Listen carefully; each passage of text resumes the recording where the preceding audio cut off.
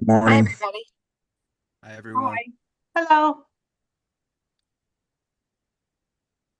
Guess it's afternoon, so good afternoon. Oh, by a zero, it's 12:00. He's cutting edge.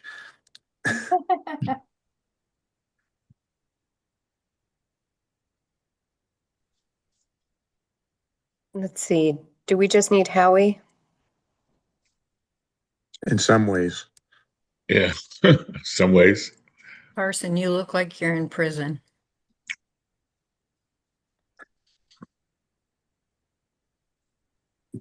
Sorry, I had to find the unmute button on the new computer screen. But That's your office? It does look like a cell. Rusty, it's a what little- kind of offices do you have for these people? Well, some people we have to keep sequestered. He's not allowed to go home. Yeah. Slide lunch under the door. Mhm. I have the key, Somewhere. and there is a slot for some food and water, some bread and milk to be put in. He's on a pancake and tortilla diet, right? Just fits through the slot. Right. Pretty much.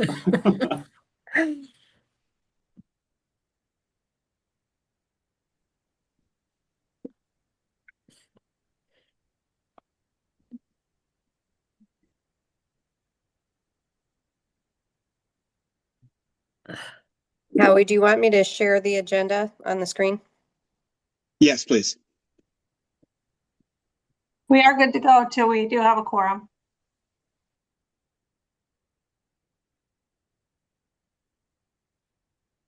Okay.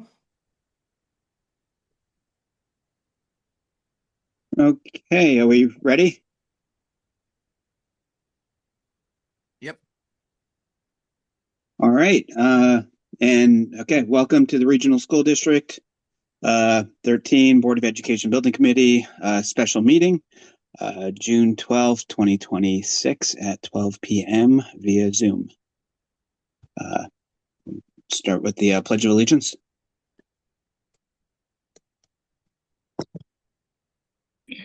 Pledge Pledge allegiance. of allegiance to the flag of the United States of America and to the republic for which it stands, one nation, under God, indivisible, with liberty and justice for all.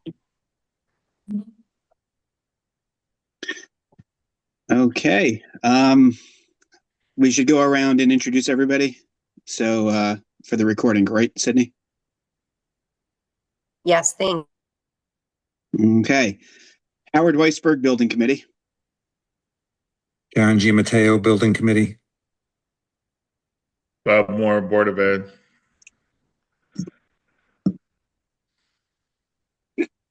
Kim Newbig, Director of Finance. Phil Dwyer, Building Committee. Sydney Leggett, Superintendent. Eric Proya, Facilities.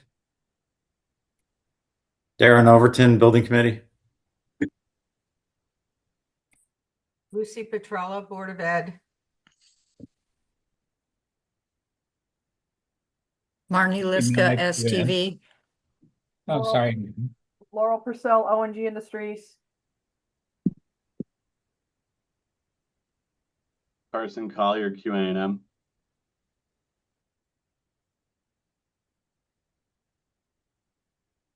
Okay. And I think too in the attendance, Jim Twitchell, I think he's one of the attendees. He's with Pannoni. He may need to be able to speak, please. Okay. Okay, great. So just for the record, we do have quorum, correct? Yes, we do. Correct. Okay, fantastic. Great. I am here. Can you hear me? Yes. Yes. Great. Thank you. Okay, public comment. Sydney, are there any members of the public online?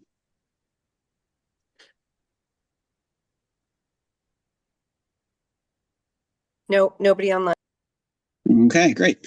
We will go to approval of agenda. Can I have a motion to approve the agenda? So moved. Okay, any second? Second. Okay, we have a second by Darren and somebody else. So we have a motion on the table to approve the agenda.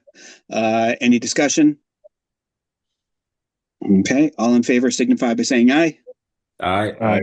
Any opposed? Great. Approval of agenda passes.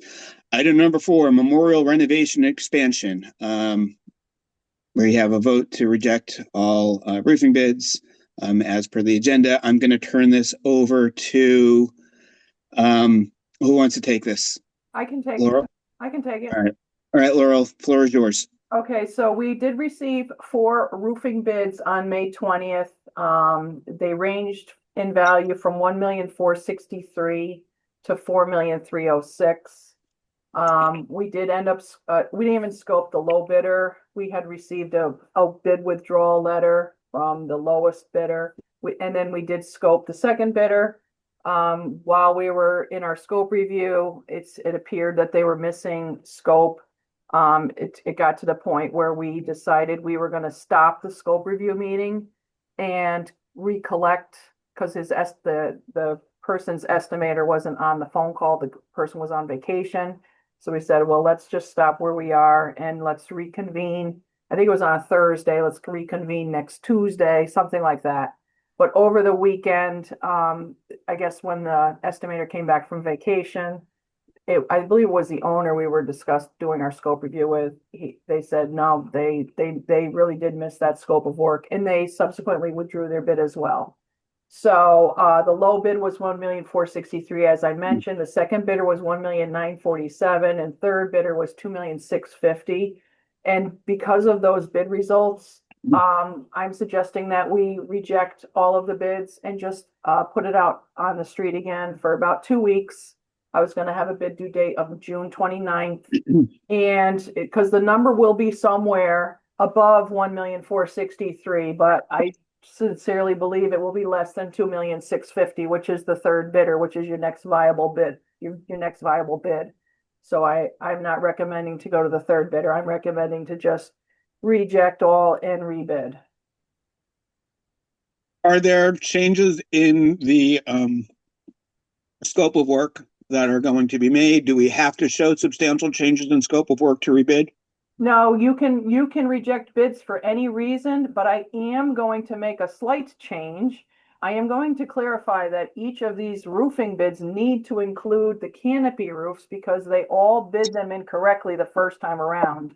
So I am making that clarification to make sure that when they do it, they submit their base bid, it needs to include the roofing for the front entrance canopies 3 and 4. So in that respect, there's going to be a change.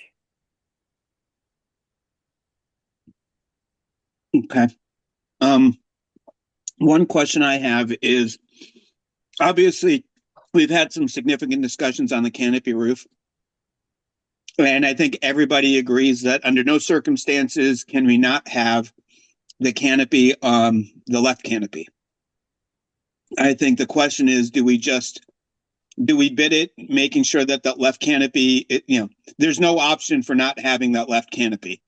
The question is, do we want to have an option that includes not having the right canopy? And is this the time to do it where we could possibly gain the most value out of it? It is the time to do it to gain the most value added. If that's all you're going to do is delete, I guess it's canopy number 4, right? I believe 3 is the one that's next to the building. 4 is the one that's to the right, going from memory. Right? Yeah, I think everybody agrees that left canopy has to remain. Are we all in agreement on that? Yes. Yes. Yep. Okay. So just to clarify what that means is that this would only be modifying the alternate for the roofing trade contractor, not for any of the other previously bid trades who already provided kind of pricing on those alternates. So we can identify it in the roofing scope to at least identify the roofing portion, but every other trade is going to have to be a negotiated value still at this point. Exactly. Right. Yeah, we're not going to get the same value with the brick, with the masonry, because they already bid it.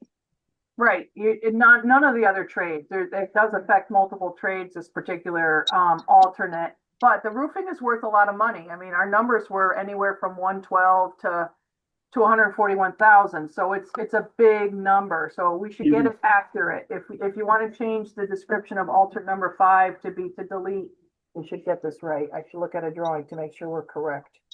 I think it's canopy number 4, but let's go look.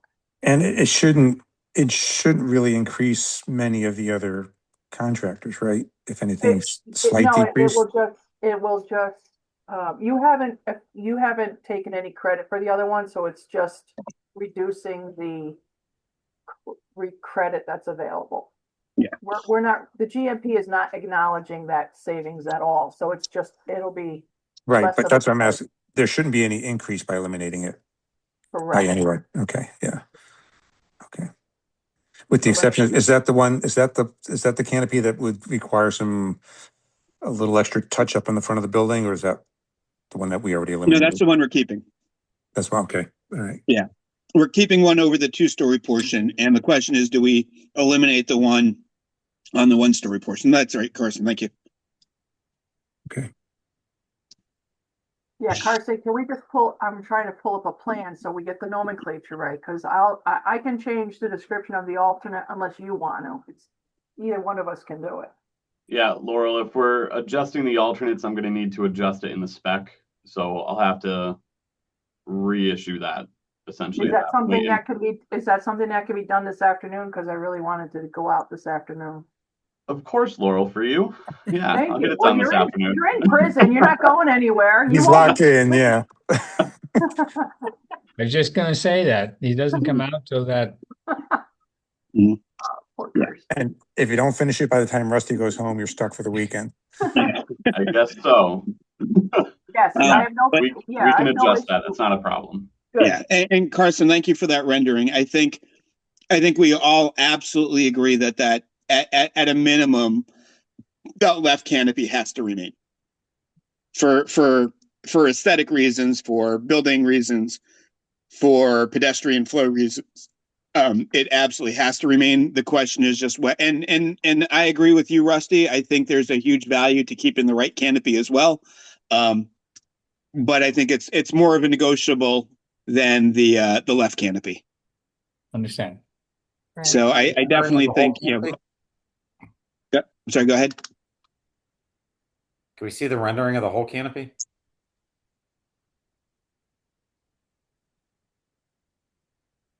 That'll just take me a little bit longer to find. I just had this one up ready, but just give me a Okay. minute and I'll find the other. And for the record, Carson, which number is that we would not, that we're taking out of the alternate? Give me a second, Laurel. I'll have to open up the drawings. Yeah, I'm flipping through them. I just can't see where the nomenclature is. Maybe it's on the steel structure.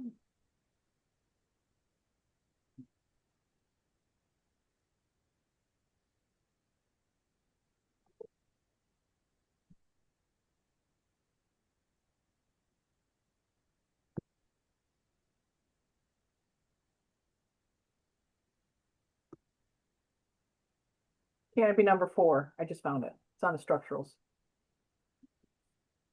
Is that the right one, Carson? Yeah. Yes. Yep. So then the alternate description would be just to remove canopy number 4. Correct.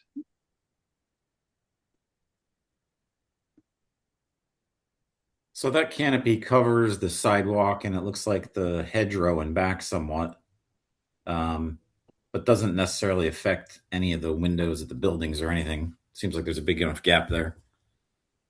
Yeah. Correct. Yep.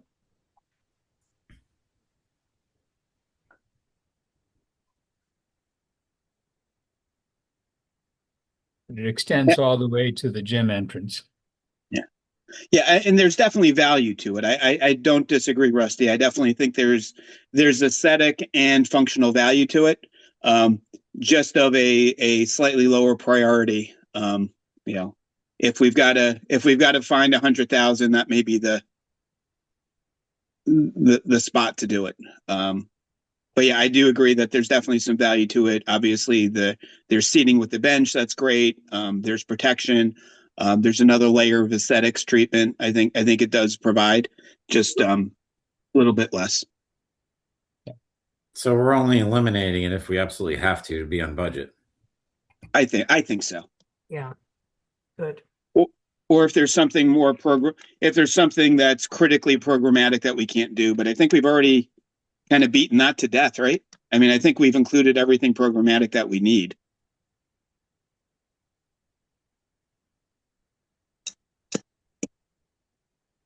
I think it may just be enough to get us under budget with the roofing contract if necessary.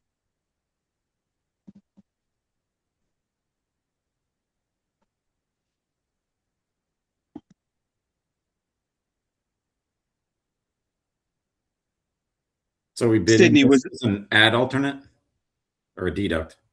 No, it should stay as a deduct. Okay. Even though they perceived it as an add, but they need to include it as a deduct to be consistent Okay. with the other pricing that we received. Okay.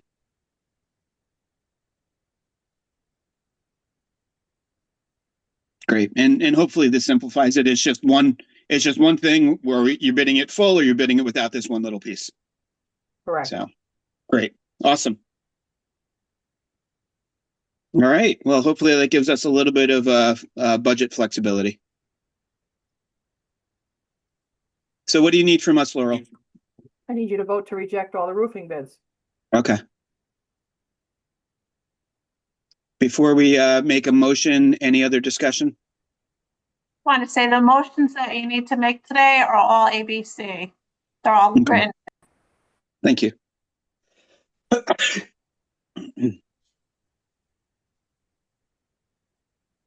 Any other discussion before we entertain a motion? I can just add on that I did revise the GMP to take this out as a recommendation for the roofing award, and I just moved it over to one of the allowances. So this does not hold up the GMP at all. It just, instead of there being a contract that I'm looking for you to award in the GMP, I will need to return to you once I'm done with my scope review saying, hey, is it okay to award to this contractor? So this doesn't affect the GMP at all. Excellent. All right. With that, can I have a motion for 4A? Sure. I'll make a motion to reject all roofing bids received for the Memorial School, state project number 213-0051. This is related to bid package 3.07R roofing. Okay. Can I have a second? I'll second. Great. So we have a motion on the table to reject all roofing bids received from Memorial School project, state project number 213-0051, RNV/EA, ITB, RSD 13, MPH 1301, bid package 307 roofing. Is there any discussion on this? Okay. All in favor signify by saying aye. Aye. Aye. Any opposed? Okay, motion passes. Great. Should we just move right into the motion for 4B? Yep. Okay. Can I have a motion for 4B?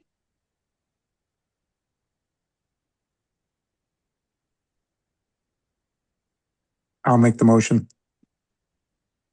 Okay. Go for it. I don't have it in front of me to, Okay. so please read it out. Oh, I can read it. It says vote to authorize ONG to rebid Memorial School project, state project number 213-0051, RNV/EA, ITB number RSD 13, MPH 3-001, bid package 3.07R roofing. Okay. So that motion was made by John, read by Lucy. And do we have a second? Second. Okay, we have a second by Phil. So we have a motion on the table to authorize O&G to rebid Memorial School Project State Project number 2130051 RNV/EA ITB number RSD 13 MPH 3-001 bid package 3.07 R roofing. Any discussion? Okay, all in favor signify by saying aye. Aye. Aye. Any opposed signify by saying no. Okay, motion passes unanimously. Fantastic. Laurel, Yes. Laurel, so glad we'll have you around a little longer. I know, I was supposed to bring cake Great. at the next meeting. Thank you. Okay. So now, 4C, vote to approve, a vote to add services proposal from Panoni for additional testing, evaluation, and reporting. Before we make a motion, can we have some discussion on this?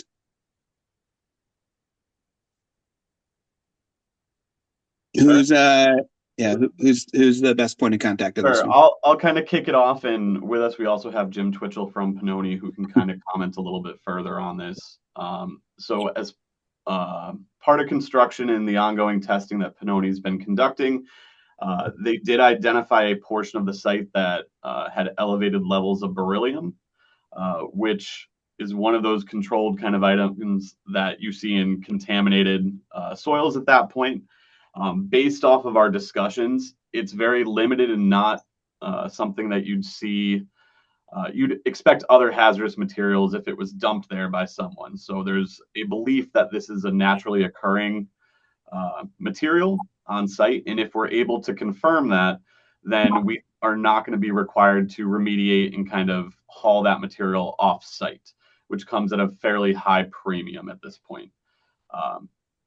So in our discussions, I did have Jim put together a proposal for the additional testing in the reports necessary in order to verify and kind of confirm their assumption that it is naturally occurring on site.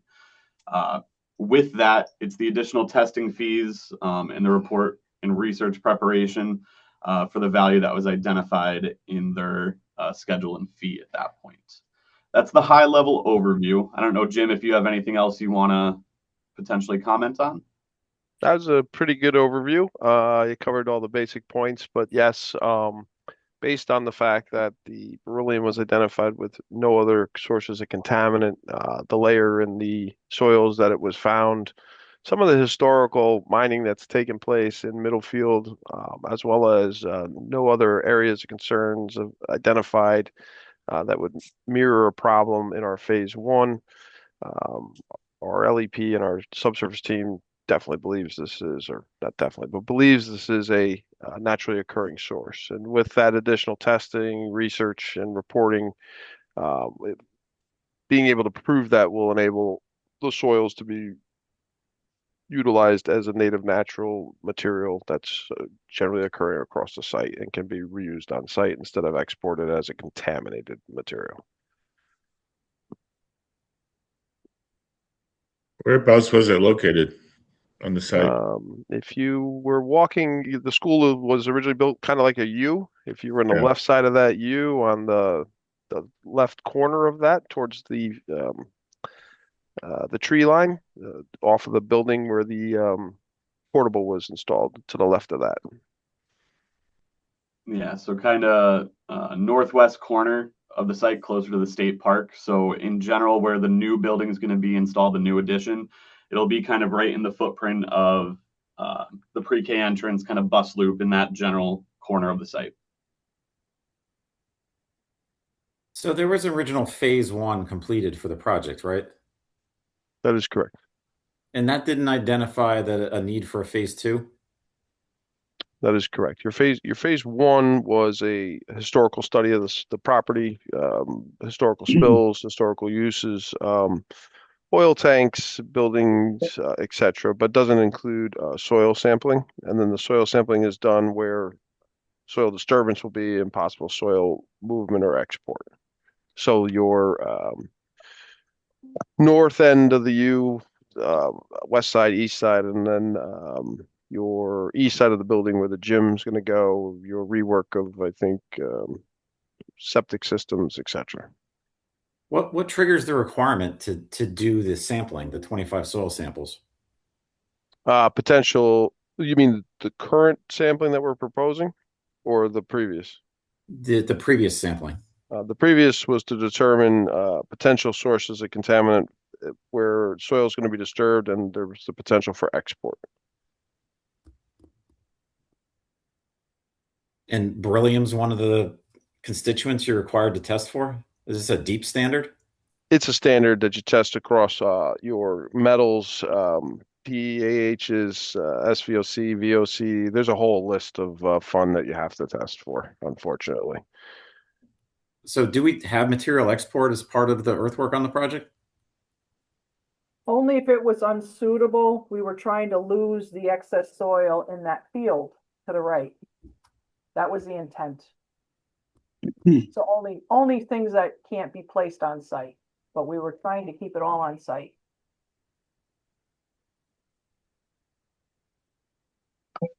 Yeah, I'm just trying to understand why the testing was triggered and why we have to do more now, because we had no indication of any spill or release in the past as part of the phase 1 or any of the ongoing investigations, right? Typically in the SCG review, it's a little bit more stringent. You have your phase 1, and then you're typically as a soil sampling in your areas of disturbance as you're planning your property. So your phase 1 is your historical use, and then typically when a new construction is occurring in those locations, there is some soil sampling done, limited along the lines of where you are or where you're going to be. That's why your initial was triggered in the bidding process. This testing will be done to determine that it's naturally occurring, so we don't have to take it off-site. This current round, correct. Yeah, I'm just trying to understand how we got there, because we all know this is something that's been mined in the area. It's something that was likely to be found in the soils as naturally occurring. And I don't know, it's just a lot of expense to prove something that we probably knew already was there. Unfortunately, on the the testing methods, there is the standard scope that everything goes through when you submit your soils. It's part of the standard run of samples for all your soil samples. The beryllium, when it triggers, unfortunately, DEEP doesn't look at things as like, hey, it was naturally mined, and so this is just okay. You have to have that additional backup and data to say with confidence that yes, this is a naturally occurring based on, again, historical use property or surrounding property, other contaminants, other findings, so on and so forth. But it's hard to say when you're first going through your, the fact that beryllium was mined within the area doesn't necessarily mean it was mined within that site or is, point source contain. If other contaminants were found, that beryllium would trigger and be lumped in with the rest of the materials identified. So how many additional tests do we need to do? And is there some part of this testing that confirms it's naturally occurring? That the testing that we're doing is specific to beryllium. And I don't have the actual, I apologize, I don't think I have the proposal right in front of me. But it's about a dozen more tests to prove that it's a native natural down at the levels that we originally found it. And then it would go to the historical research is already being performed to support, as well as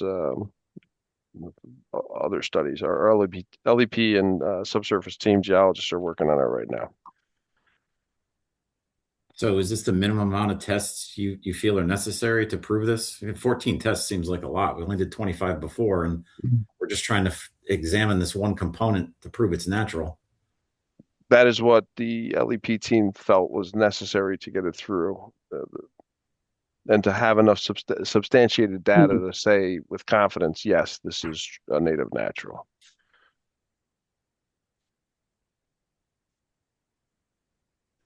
This site is outside the footprint of the new construction or within it? No, it's going to be within the foundation of the new addition. So it's going to be excavated. Correct. So we're trying to, rather than pay the premium to haul it off as contaminated soil, we're trying to still be able to dispose of it on site, and identifying it as a naturally occurring kind of material allows us to do that. Can we sell it as a rare earth mineral?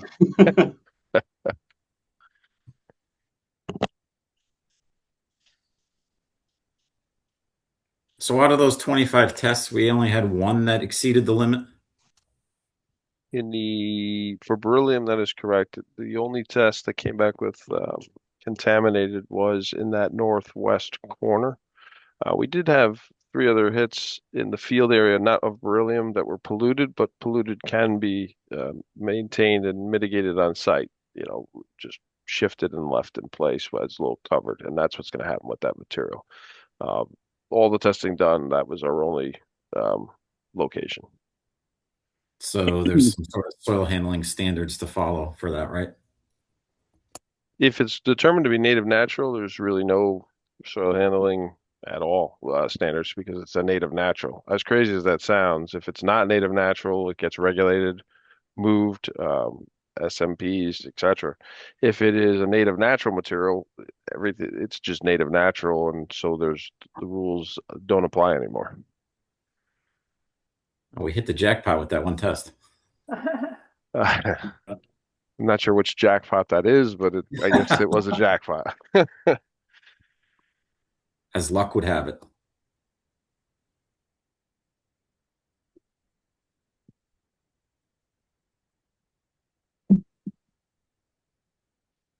I'm just trying to make sure we're not spending money on extra testing, because I think we all likely can come to the conclusion that it is naturally occurring based on the fact that it's been mined in the area since the 1800s, and that there was no evidence of spills in the past on the property.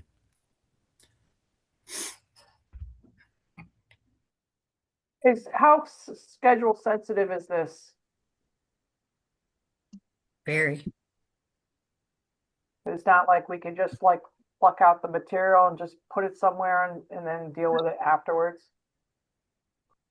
I would say you don't want to pay to move it twice, to handle it twice, but. Well, I think there's the risk of you don't want to have to handle it twice, and heaven forbid you move it once, realize that it's more of an issue. Now you've just widened the area of impact, which only increases the cost as well if you have to do more remediation or truck material offsite.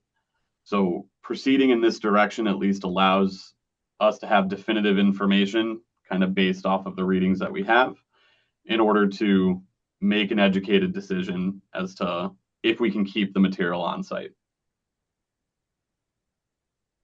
I'll just speak up as the person who seems to be like the first in line for lawsuits, that like if we have any concern that we ever knew about this and didn't do everything that we needed to do, and we had tiny children there and somebody got sick, I just think we have to do the right thing now proactively.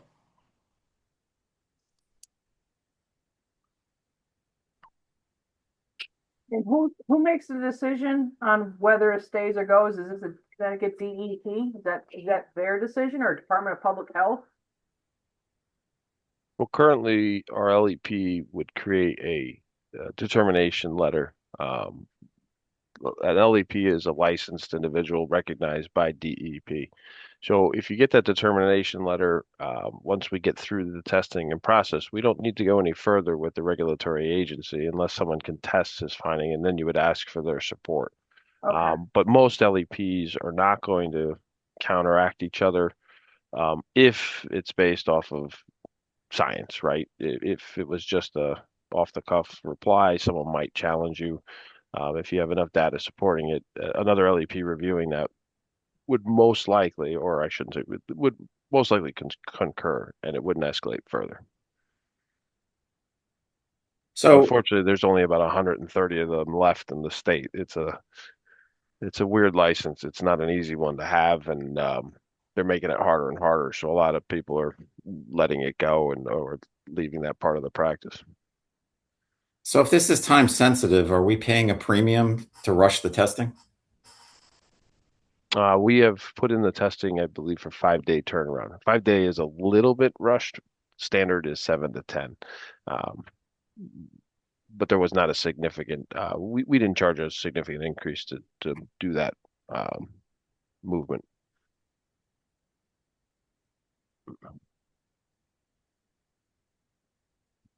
I guess my only remaining question is whether we could have handled this sooner, so it's not necessarily urgent, since we knew about this since October of 2025.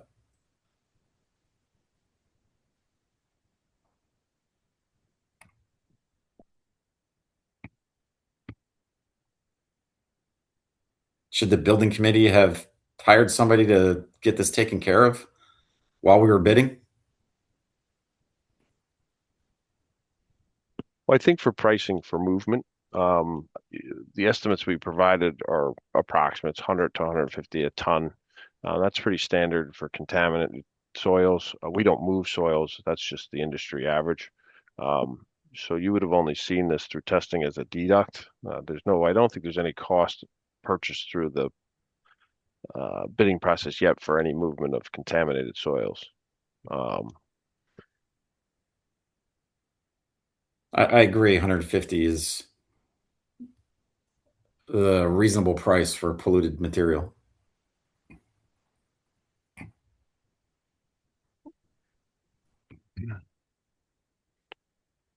Just seems like the cost is a lot at 17,000 to run the, 14 samples? Well, you have your samples, and we have your team that's going to be out there collecting the samples. Plus, you have there's a research component for our LEP team and our geology team to get the historical data, compile your reports, and put it all together. I can look at this further if you'd like and see where we save and potentially give some back. I'm not opposed to doing that. I would like to just see where we land first after all of our time on site. Is the scope 100% clear and this pretty straightforward? Or, I mean, should we consider doing it as time and materials? If the scope isn't as clear. I think the scope is presented clearly, and this is what I went through with our LEP as to where he thought and what he needed to get it done.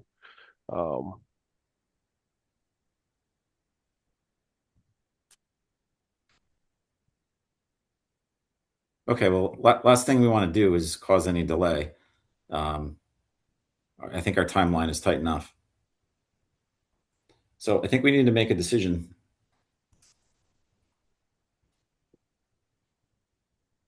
Should we take it to a vote?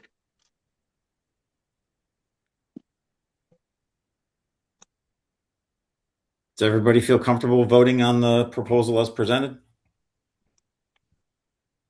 I do. Yeah. Yeah. All right. We get a motion.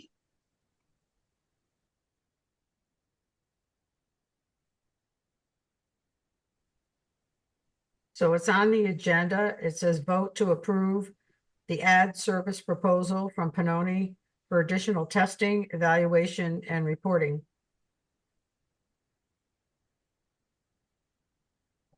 Is that your, are you making the motion? Yes. Okay, great.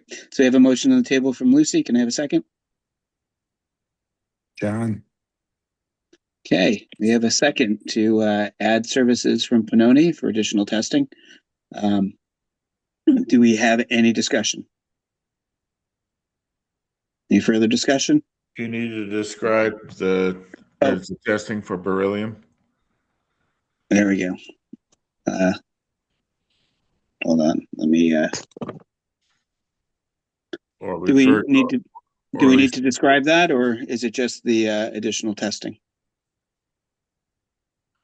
There's an actual scope. Should we refer to the scope as provided by Pannoni? Yeah. Do you want to amend the motion to include referring to the additional scope? I think would be appropriate. All right.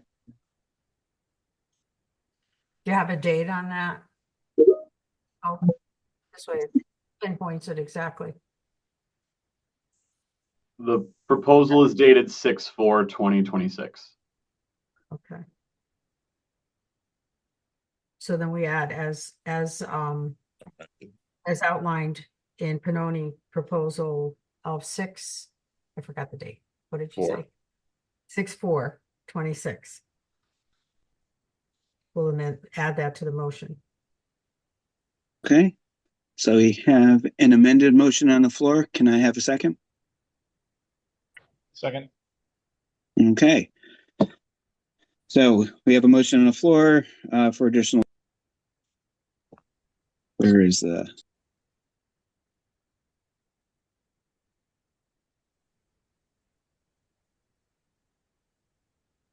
Additional services as per the Panoni proposal.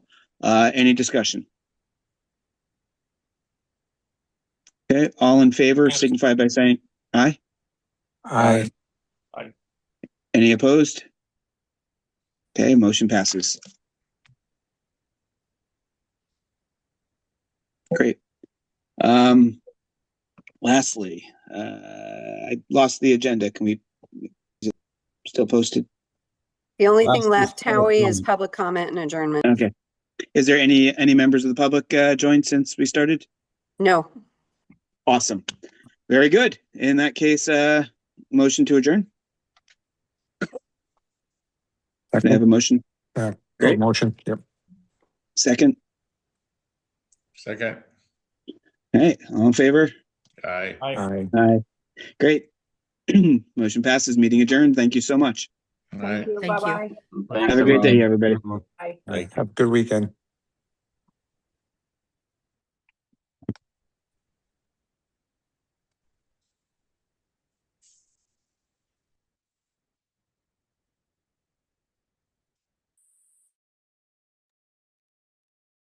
Hi.